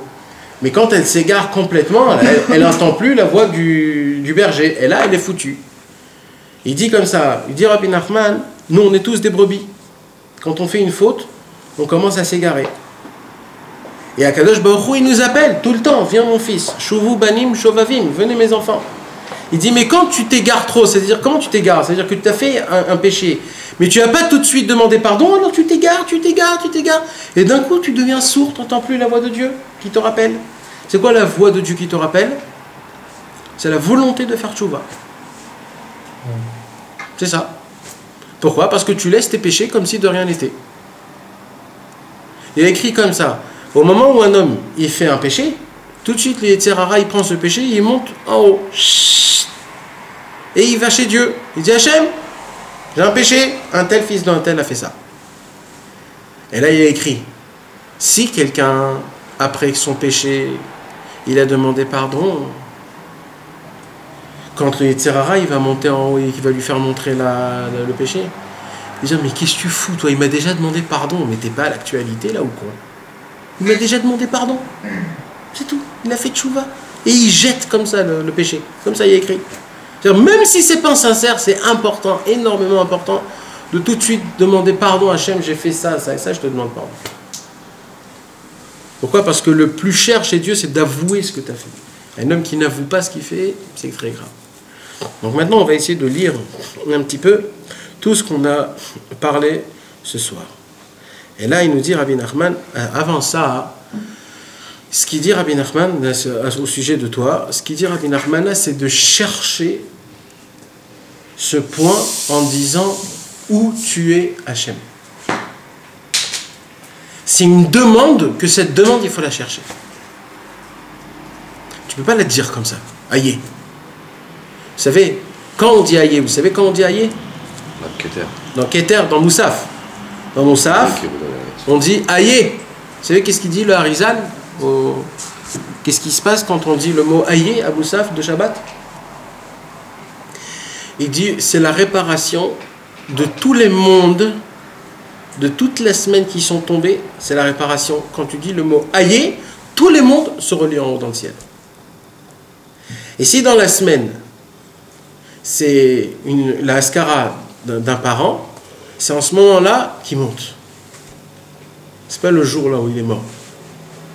C'est pour ça que c'est important, quelqu'un qui a une haskara, de monter à la Torah le Shabbat d'avant. D'avant? Ouais, le Shabbat d'avant. Et aussi, il y a une nienne de faire qu'il monte Moussaf. Parce que quand il monte Moussaf, il fait élever son père, parce qu'il monte au moment qu'on dit aïe. Parce que le aïe, c'est l'endroit le plus haut de plus haut. C'est Bereshit Mahamar Asatoum, c'est une parole qui est complètement cachée. C'est le Keter, c'est l'endroit où le mal n'existe pas. Alors Rabbeinu il dit comme ça. Ve'alken. Et alors, Keshadam nofel chas veshalom. Quand un homme il tombe, que Dieu nous en préserve, les prinat mekomotel ou d'un niveau de ces endroits-là qu'on a parlé, c'est-à-dire tous les endroits pervers et les endroits pas beaux, etc., etc. D'aïnou les prinat mekomot ametunafim, c'est-à-dire qu'ils tombent dans des endroits très sales. On ne parle pas de petits péchés, on parle de très gros péchés. Est-ce que quand je dis les prina, est-ce que la prina en fait? L'aspect, dimension. Donc ça veut dire que c'est pas vraiment les komotes métonafim, c'est-à-dire que c'est pour ça qu'il dit la dimension, c'est-à-dire, c'est comme tu as dit, ça peut être aussi dans notre tête, ça peut être... Bah oui, Rabbeinu il dit que des prinotes. Pourquoi? Parce que Rabbeinu il dit, écoutez les amis, moi je vais vous donner le truc, maintenant vous habillez comme dans votre vie, exactement. Moi je vous interprétez ce que vous avez envie, moi je vous ai donné le klal. Maintenant Rabbeinu il a parlé de tous les niveaux, parce qu'il savait jusqu'à où nous on allait, d'accord? Parce que nous on a connu le rachat le plus grand il y a 200 ans, il n'a pas connu.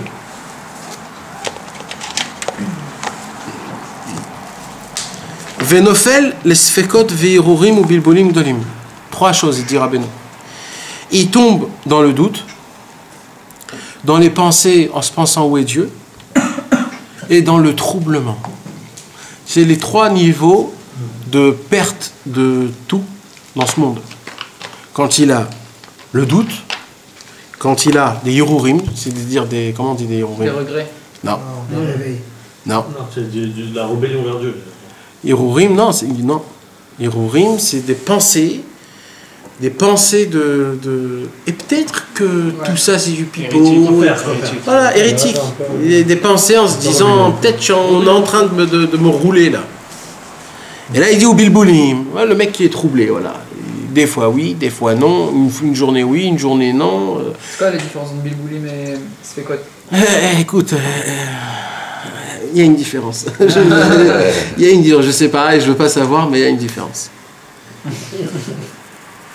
Vazaï matril istakel al atzmo.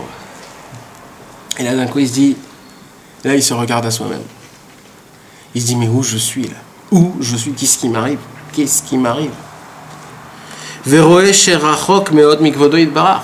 Et d'un coup il aperçoit combien il est loin de l'honneur de Dieu, combien il est loin de ce qu'on appelle le juif, ce qu'on appelle le judaïsme, la divinité. Il est loin des milliards de kilomètres.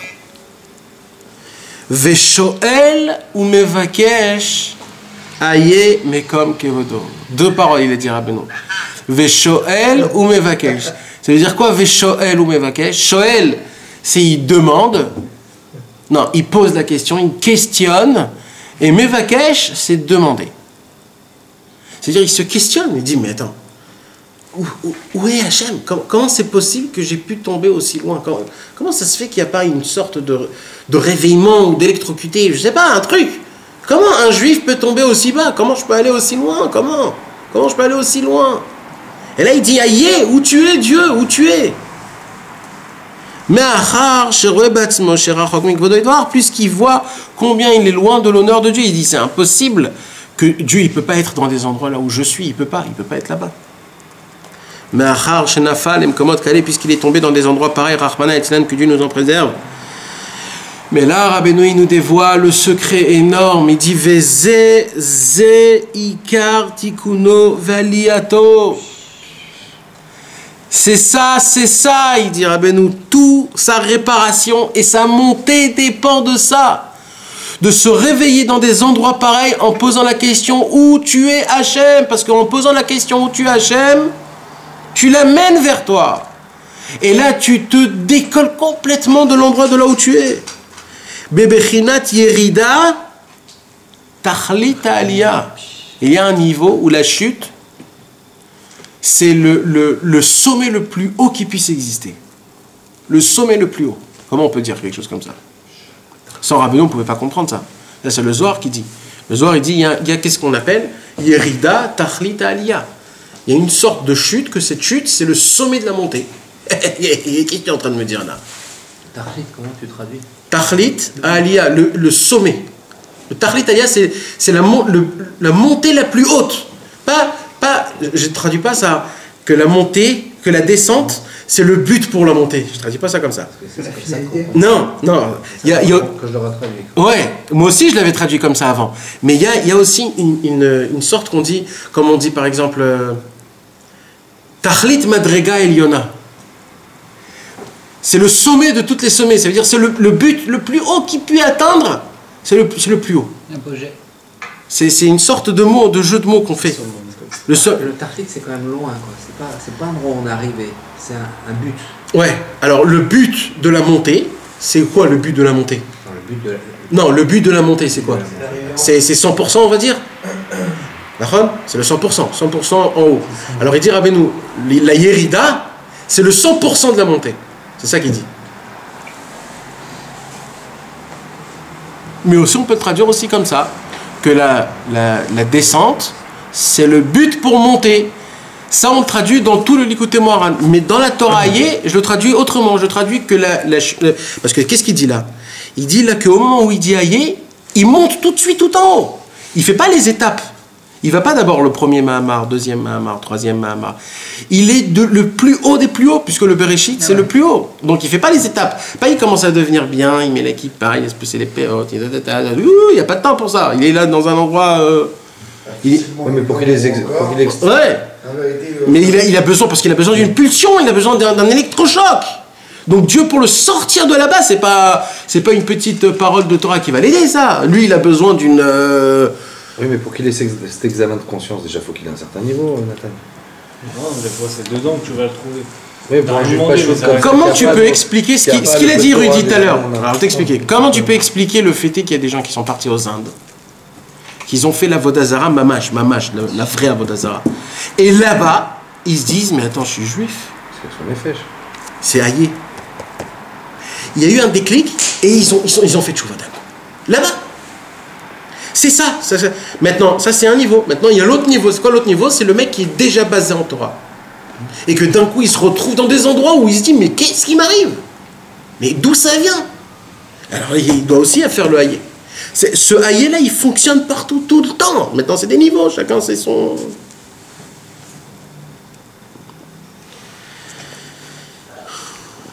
וזה עיקר תיקונו ועלייתו בחינת ירידה תכלית העלייה המובא בספרים.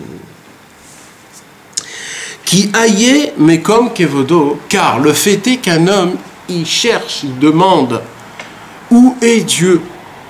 זה בחינת הכבוד העליון של המאמר העליון. Ça c'est l'honneur de Dieu, le plus haut qui puisse exister de la première partie, de la première parole du Bereshit.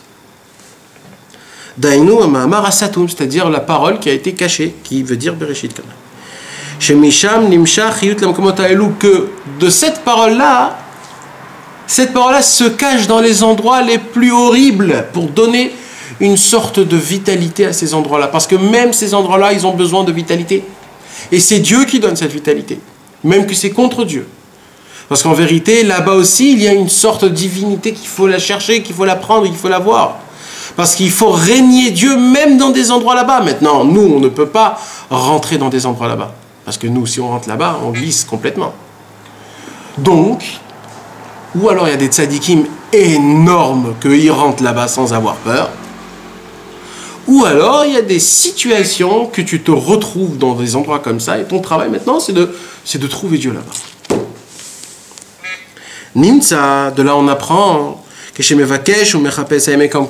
la personne mevakesh ou mechapes, deux mots il a dit, mevakesh ou mechapes, de demander et de chercher. C'est-à-dire c'est pas juste une parole que tu dis aïe, c'est vraiment c'est quelque chose. Nathan Mechila. Ouais. Dis-moi une question, le aïe depuis tout à l'heure que tu parles, c'est le oi qu'on crie? Non. Alors. Non. Le oi c'est le oi et le aïe c'est le aïe. Tu me sors le haïe, c'est dans quoi? D'où je le sors? Ça veut dire quoi d'où je le sors? Non, je veux dire parce que je sais pas, je suis arrivé il y a une demi-heure, mais c'est quoi Reste tranquille. Reste tranquille là-bas, on va t'expliquer après. Reste là-bas.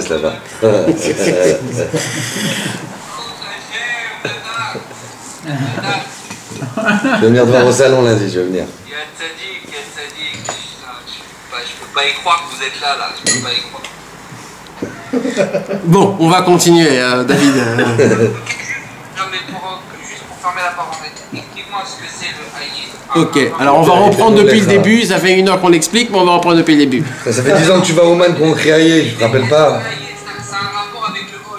Non, ça n'a pas un rapport. Oi veut dire malheur à moi, aie pitié de moi. Aïe veut dire où es-tu? Papa, où t'es papa? C'est ça que ça veut dire aïe, ça veut dire où tu es Hachem, où tu es. Je suis tellement loin que je te vois pas. C'est ça qui veut dire aïe. Comme on peut pas dire oi Shabbat, alors tu dis aïe Shabbat. Est-ce qu'on peut le dire à n'importe quel moment de la journée? Ouais, tu peux le dire. Tu peux le dire, bien sûr que tu peux le dire. En vrai, on est habitué de le dire à Moussa. Ouais. Shabbat. Ouais. Est-ce que dans la journée, bien sûr, tu le ressens? Bien sûr. Cet appel? Bien sûr. C'est un appel qui est important. Non, comme le mot il est très très puissant au niveau des mondes, est-ce qu'on peut le dire à n'importe quel moment? Ouais, tu peux le dire. Mais c'est pas obligé que ça va faire son effet. Parce que comme on a dit là, il y a deux travails. Mais rapes, mais vakesh. Il faut vraiment chercher Dieu et demander Dieu. Aïe, c'est une sorte de c'est comme quelqu'un il est perdu, comme un enfant. Un enfant qui cherche son papa, il est perdu. Il dit aïe, où tu es Hachem, où tu es. Ouais, ça c'est le vrai SOS. Ça veut dire là. Aïe à Moussa, alors quand on doit crier comme ça, aïe, du Dieu qu'on sorte, on est au top, à la choule, on est bien, on prie, on se sent caché, on se sent bien. Non, mais on a. C'est aïe, il est dur à sortir ce aïe. Tu le ressens pas? Tu le ressens pas vraiment? Ouais, mais non, parce qu'il est collectif alors, il part. Ouais. Il est collectif. Bah oui, t'es pas tout seul. Quand tout le monde est avec toi, ça n'a pas. Tu veux que je te dise quelque chose? Shabbat, on reçoit une neshama qui ne nous appartient pas. Une neshama spéciale pour Shabbat. Quand cette neshama elle descend dans ce corps pourri qu'on a, elle souffre, mais tu peux même pas t'imaginer. C'est pour ça, des fois, des angoisses qu'on a Shabbat. La colère du vendredi soir. D'où elle vient, cette colère? C'est le choc que la Neshama, elle reçoit quand elle tombe. C'est le choc d'un coup où tu... Maintenant, quand tu cries aïe, c'est pas toi qui cries aïe. C'est ta Neshama. C'est pour ça que l'aïe... Hein? Où c'est inscrit ça, que le fait de Shabbat, on a une Neshama qui est différente? C'est le Harizal qui dit ça. Et ça s'écrit dans la Torah elle-même. Il y a écrit Im tashiv mi Shabbat raglecha la sot rafatzecha beyom kochi. Et on apprend de ça qu'il y a une Neshama Yetera, une autre Neshama spéciale de Shabbat qui descend Shabbat et qui repart Motzei Shabbat. On ne connaît pas synchro. Ouais. D'où aussi cette angoisse. D'où aussi cette angoisse. Motzach. Shabbat. Voilà. C'est le rasra. La rasra. Ouais. Ouais, c'est pour ça. C'est pour ça. C'est parce qu'on s'habitue à la Neshama et au moment où on est habitué, elle repart. On dit, mais attends, à peine t'es venu là, on s'est habitué à toi. Sur ton hiver. Et elle peut durer plus longtemps? Rabbi Nachman il dit, celui qui arrive à faire rentrer la sainteté de Shabbat dans la semaine, Ben voilà, il faut commencer mercredi soir. alors ça commence dès mercredi matin. Mercredi matin, ça commence la lumière de Shabbat.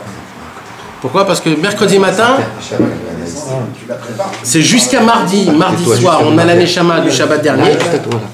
Et mercredi, on se prépare à recevoir la Neshama de... Le jour de la Neshama actuelle avec toi, seulement dans la semaine, le reste, c'est pas... Ça, c'est des méritants, c'est pas tout le monde, c'est que les méritants. Les gens... Les méritants, c'est ceux qui reçoivent cette Neshama? Non. Ou c'est ceux avec qui elle reste? Elle reste.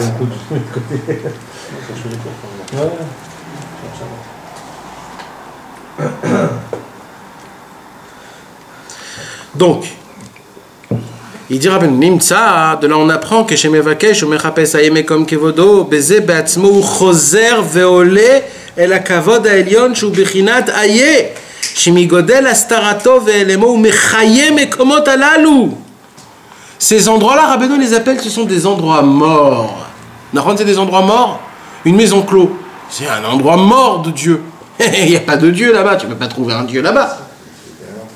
Maintenant, le mec qui vient là-bas et qui fait ce qu'il fait malheureusement, et d'un coup il se dit, Qu'est-ce que je fous là? et Hachem, où t'es? Non, mais il était là-bas, t'as dit au départ. Ouais, Il est partout. Il est là-bas. il est là-bas. Mais moi, je viens là-bas, je le trouve pas du tout. Et Dieu, il est caché là-bas. Il est complètement caché, donc ça s'appelle qu'il est pas. Si je le vois pas, ça s'appelle qu'il est pas. Et je viens là-bas. Tellement bien que tu crois toi-même qu'il n'y est pas. Ouais. C'est vrai que tu vas là-bas. Ouais.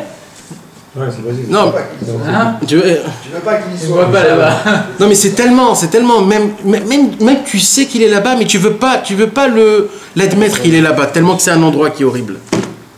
Je sais pas, il y a des endroits horribles dans ce monde que tu... Je crois que ce moment-là où tu réalises et que tu dis, tu te demandes où est-ce que t'es Hachem, Bémet, ça te permet à la Macom de plus avoir envie de la faute et tout. J'ai pas dit ça. Parce que c'est presque hypocrite. Parce que en réalité, quand on fait une faute, on dit qu'on a un warshoot.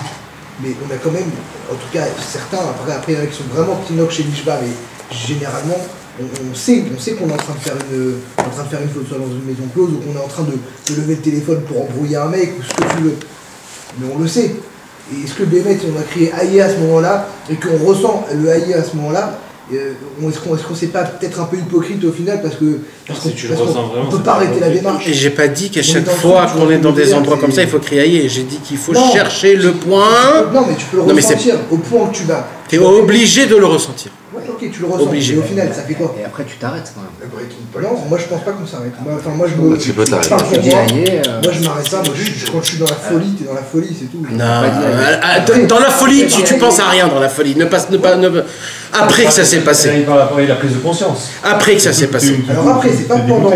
Il y a des fois où pendant. Moi j'ai connu un rave très important. Je ne veux pas dire le nom. Et que lui, le pauvre, il a souffert des souffrances énormes. Et il m'a raconté quelque chose que moi, ça m'avait choqué complètement. Il m'a dit, malheureusement, il m'est arrivé à faire des choses pas bien. Et il dit, mais tu sais quoi? Je suis arrivé à un point où je voulais complètement tout... je me travaillais pour enlever tout ce que j'avais avant. Hachem, la Torah, me travailler parce que ça me laissait pas faire des péchés. Et il m'a dit, tu sais quoi, j'ai réussi, mais il y a une seule chose que j'ai pas réussi à enlever. Et je te parle d'un homme, un grand homme, hein. C'est pas un grand homme, un grand homme. Et moi je dis pas sur tout le monde des grands hommes. Il m'a dit, en plein milieu du péché, en plein milieu de la folie, il y a une chose que je peux pas l'enlever. C'était Rabbi Nachman de Breslev qui me disait, le désespoir n'existe pas. Ça, je ne pouvais pas l'enlever. Ça me résonnait dans ma tête. Ouais, ça résonne. Non, en plein milieu de la folie, en plein milieu, frérot, jusqu'à se poser la question, est-ce que je continue ou pas? Et c'est ça qui l'a ramené. Ça qui l'a ramené. Moi, je me projette, j'essaye de voir un peu, parce que, encore une fois, on est entre hommes, on n'est pas en train de se mentir. Et je pense qu'on a tous vécu des moments, quels qu'ils soient, où on s'est retrouvé dans des trucs où on s'est dit, voilà, qu'est-ce que je fous là? Et au final, non, mais ça, peut-être que tu regrettes un peu plus après. Non, mais qu'est-ce qu'on fout là? Ça veut pas dire où tu es Dieu. C'est très important. Non, c'est une différence énorme. Quand je dis que tu vois, c'est où tu es Dieu. Non, c'est une différence énorme. Parce que qu'est-ce que je fous là? C'est qu'est-ce que je fous là? Ça veut pas dire Dieu. Rabbeinu, il dit, le fait est que tu prononces le mot Dieu. Où es-tu dans cette idée? C'est toi, Hachem, qui ça veut dire quoi? Tu me laisses dans cet endroit-là où tu es? Qu'est-ce qui se passe? En réalité, c'est ne me laisse pas tomber, quoi. C'est ça que ça veut dire? C'est-à-dire, ne m'abandonne pas ou genre ne me permets pas de fauter. Un truc comme ça. Non, mais parce que si tu dis Dieu à ce moment-là, c'est vraiment que tu as réalisé et que après tu es obligé de partir. Mais est-ce que tu peux t'en remettre à lui? Par exemple. C'est-à-dire quoi te remettre à lui? C'est-à-dire, avant d'être dans cet endroit-là, tu vas t'es en chemin pour y aller dans cet endroit-là. Est-ce que tu peux sur ce chemin-là dire, écoute, moi, je vais aller là-bas. J'ai décidé d'aller là-bas. Oui, tu peux dire ça, mais c'est pas aillé. C'est pas aillé. Non. C'est pas aillé. Mais fais-toi en sorte que je vais pas là-bas. Voilà. Ça, c'est une prière. C'est pas aillé. Aillé, ça doit te salir les mains, frère. Donc je suis là-bas. Dans ta vie de tous les jours. Je suis arrivé. Aillé, tu te salis. Ouais. Aillé, c'est. Il dit, mais comment t'as metunafim? Tu sais, dans tout le Likutei Moharan, il n'y a pas écrit, mais comment t'as metunafim? Ça veut dire, Rabbeinu, il te donne une situation qui est spéciale. Et malheureusement. Ouais. Et là, il te dit, mais fourrage. Il te dit, au moment où tu sens que tu es tellement sale, tu dis, mais je peux pas me salir autant.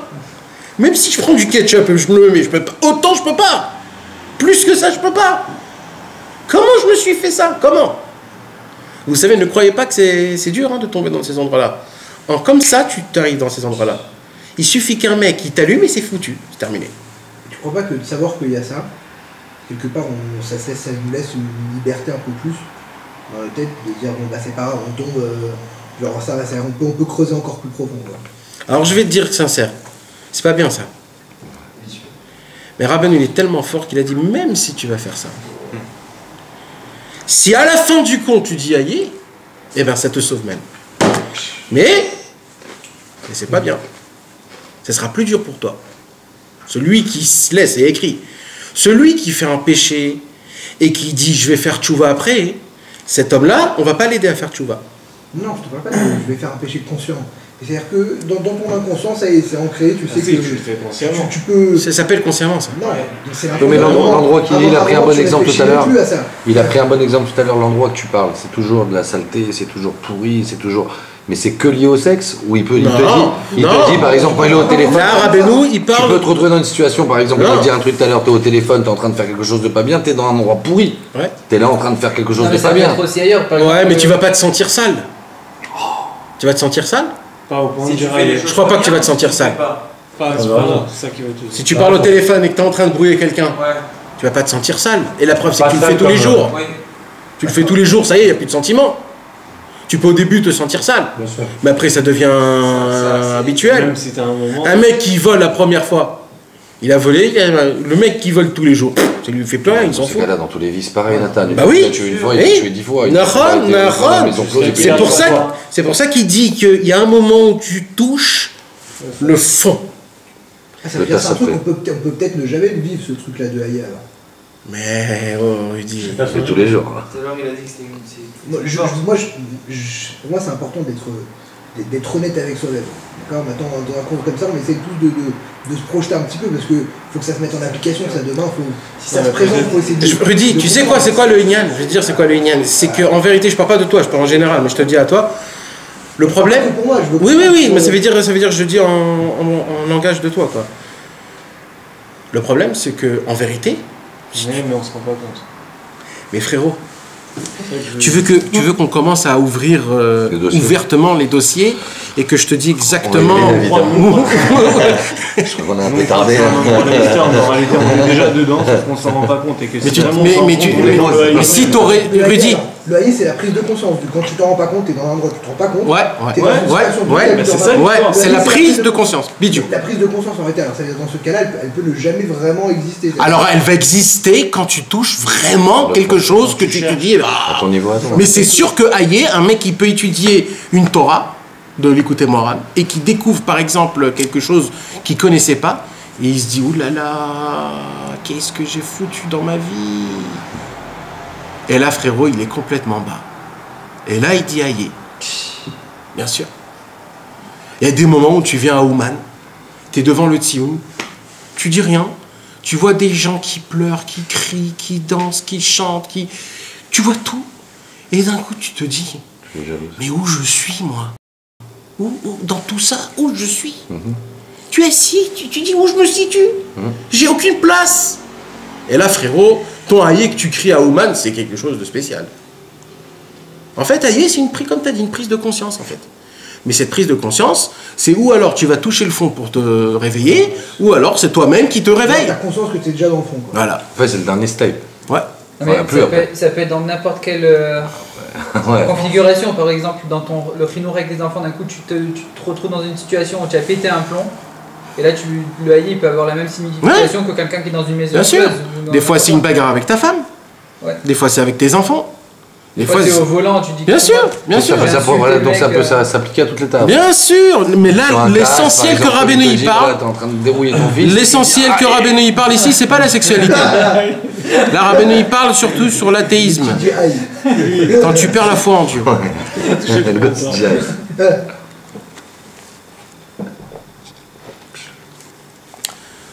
Maintenant, comme on a dit, comme on a dit, tout c'est Haïr en fait. Le monde en entier c'est Haïr. Les choses qui ne sont pas cachères, comme ce qu'on a expliqué, pourquoi ils ne sont pas cachères? Parce que je ne peux pas trouver le Dieu dans le cochon. Attends, qu'est-ce qu'on appelle? Donc je ne peux pas manger. Ah ouais, pas cachère, non, d'accord. Mais Dieu est dans le cochon. Mais je ne peux pas, moi, trouver le Nekuda de Dieu dans le cochon. Donc c'est pour ça que la Torah m'a dit interdit. Quand une femme elle a ses règles, je ne peux pas trouver Dieu si je vais être avec elle. Donc c'est pour ça que Hachem m'a mis 2 semaines. Pendant ces 2 semaines-là, je suis éloigné. Quand je peux trouver Hachem, même quand je vais être avec ma femme, etc., pour pas que... C'est que dans ces 2 semaines-là que Kadosh Baruch Hu m'a donné avec ma femme, et ainsi de suite. Tout ce qui se passe dans la Torah, c'est ça, c'est le Haïr. Il dit, Rabbi Nathan, il dit, il y a une mitzvah où la Torah te demande de cette mitzvah-là qu'elle soit tout le temps avec toi. C'est quoi cette mitzvah-là? C'est le tzitzit. Et il y a écrit, pourquoi on doit mettre le tzitzit? Pour se rappeler des 613 mitzvot. Et Rabbi Nathan, il fait une démonstration de folie. Comme quoi, la raison du tzitzit, en fait, c'est Haïr. Parce que Haïr, c'est quoi? C'est de trouver Dieu partout. Et le tzitzit, c'est quoi? C'est de se rappeler des 613 mitzvot. Il dit, Rabbi Nathan, c'est pour cela que les tzitzit, on doit les mettre dans les 4 coins. Parce qu'il dit, Rabbi Nathan, dans les 4 coins du monde, tu dois trouver Hachem. Dans les 4 coins du monde, tu dois trouver Dieu. Tu dois te rappeler de Dieu. C'est pour ça qu'on doit l'avoir tout le temps avec nous. Pour se rappeler que Dieu, il est partout. Qu'est-ce qu'on raconte sur Yosef? Quand la femme de Potiphar, elle est venue chez Yosef, 1 an, 2 ans, 3 ans, etc., à la fin du compte, Yosef, il a écrit que presque il est allé avec elle. Presque il est allé avec elle. Et là, qu'est-ce qui s'est passé? Il a vu son père et il a écrit que ces tzitzit, tafroulo alpanav, les tzitzit, ils les ont frappés sur son visage. Comme ça, il a écrit. C'est les tzitzit qui l'ont... Oui. C'est pour ça qu'il dit Rabbeinu que le tzitzit, c'est une ségoula contre les mauvaises pensées et toutes des choses comme ça. C'est le tzitzit qui l'a sauvé. Pourquoi? Parce que c'est Haïr, même dans ces endroits là-bas, tu es là-bas.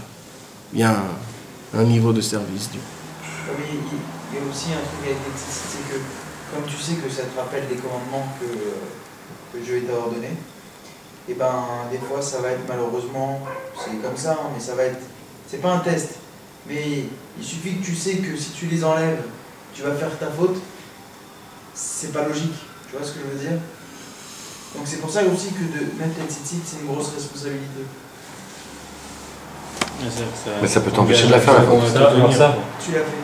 Enfin, j'ai un moment, j'ai mis les tzitzit, et d'une facilité, je l'ai enlevé, j'ai fait mes délires, et après je l'ai remis, et je me suis dit, c'est pas possible, c'est pas normal. Ouais, mais à l'inverse, moi je te dis un truc, tu peux être en chemin pour faire une bêtise, t'as oublié que t'avais tes tzitzit sur toi, quand tu te rends compte qu'il faut que tu enlèves tes tzitzit, tu vas aller dans un endroit pour les enlever, du fait de dire mais attends, je suis en train d'enlever mes tzitzit pour aller faire une faute, tu fais pas la faute. C'est ce qu'on dit, mais t'anticipes.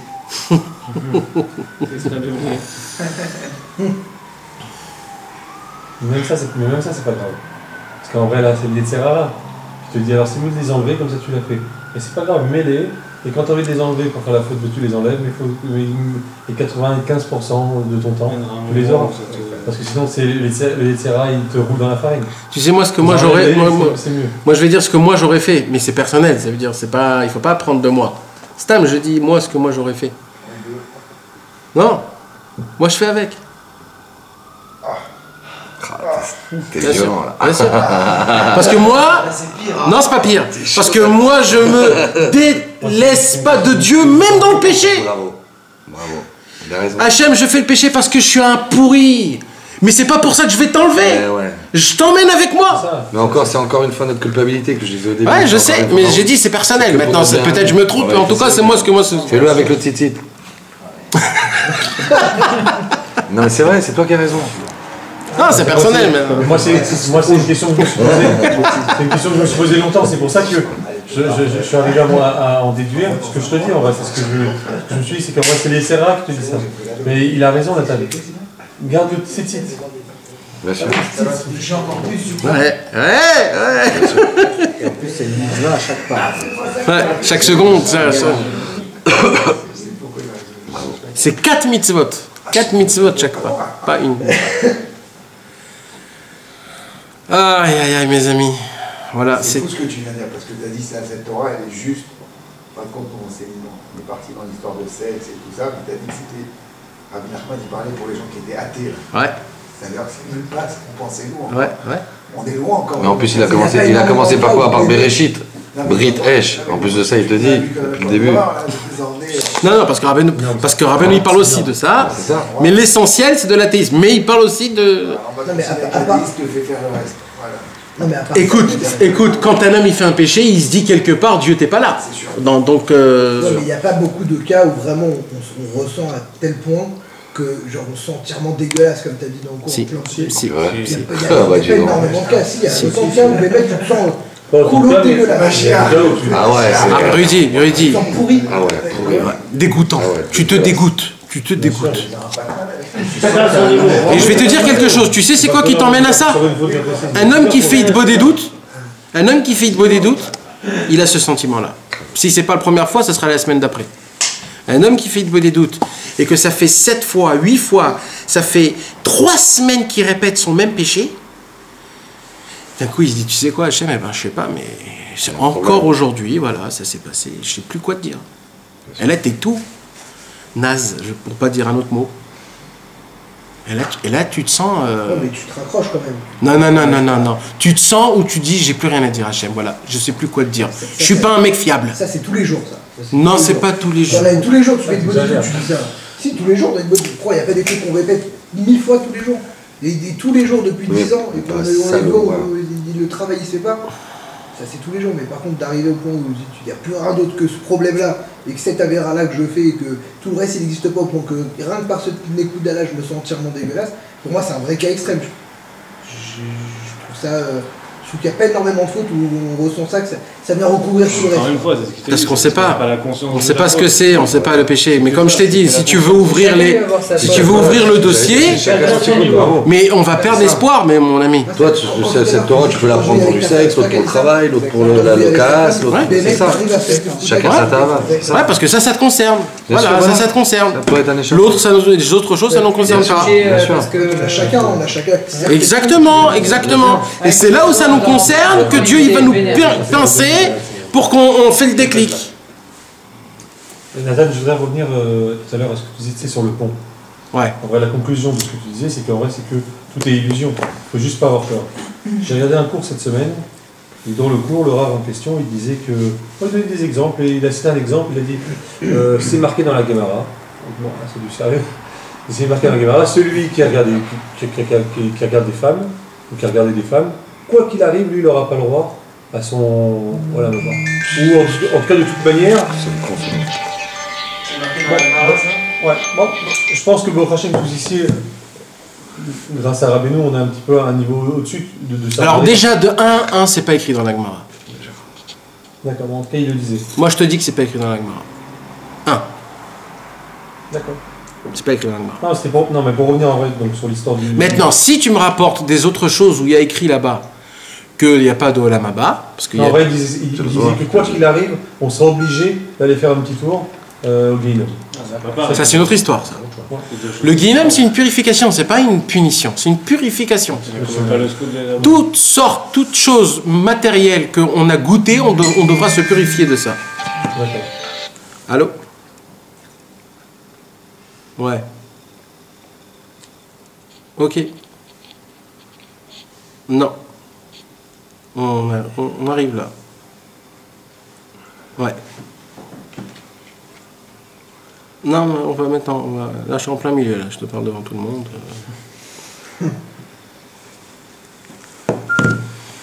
D'accord, ok. Donc, c'est une purification dans tous les cas. Hein. On est obligé de passer par le Guéhinom dans tous les cas. C'est juste pour se purifier, de enlever tout ce qui est matériel de ce monde. Okay. Mais si tu fais pas le bien, tu vas passer au filtre aussi au Guéhinom, ça veut dire que tu vas aller dans le... Tu vas plus bas que le Guéhinom. Ah d'accord. Il y a, le Guéhinom, c'est la purification, c'est le haut niveau. C'est quoi, alors, Il y a encore 7 niveaux en bas, pour certains péchés. Plus tu fais des péchés qui te rendent plus matériel, plus tu dois enlever cette matérialité. C'est un travail de crasseur encore plus. Tu sais, il y a le mec qui te polish, il y a le pire de polish, il y a encore plus polish. Ça dépend. Il y a le Karcher. Il y a le Karcher, ça dépend. Il y a 7 niveaux, il y a le Guéhinom, et après il y a le Gan Eden. Et dans le Gan Eden aussi, il y a énormément de niveaux. Ouais, mais tout le Indien d'être avec Rabbeinu. Ouais, parce qu'en vérité, celui qui te sauve, c'est que le tzaddik authentique, il a la possibilité de voir en nous des gens qui sont complètement même si on ne passe sous le partout, il nous passera. Mais Nathan, je trouve ça aussi facile que des personnes qui se rattachent à Rabbeinu juste pour dire qu'on faute et qu'on a une chance que grâce à Rabbeinu, il ne va pas regarder nos fautes. Tu vois ce que je veux dire? Non, c'est pas ça. Rabbeinu, les fautes, on les paye. Dans tous les cas, même avec Rabbeinu, on paye. Mais Vadaï, on va payer. Mais Vadaï, qu'on va payer. Maintenant, celui qui est avec Rabbeinu, lui, il te fait faire passer par un endroit qui sera plus facile. Ça veut dire, ou alors tu vas les payer tout de suite tes fautes pour qu'en haut tu sois nickel. Ou alors il va te faire emmener dans des situations de ta vie que de toi-même tu feras tchouva sur tes péchés. Ça veut dire, en fait, Rabbeinu, il t'aide, il te force à faire tchouva. C'est ça la grandeur de Rabbeinu. Bah, il t'enlève les fautes. Ça n'existe pas qu'on t'enlève les fautes. Bien sûr.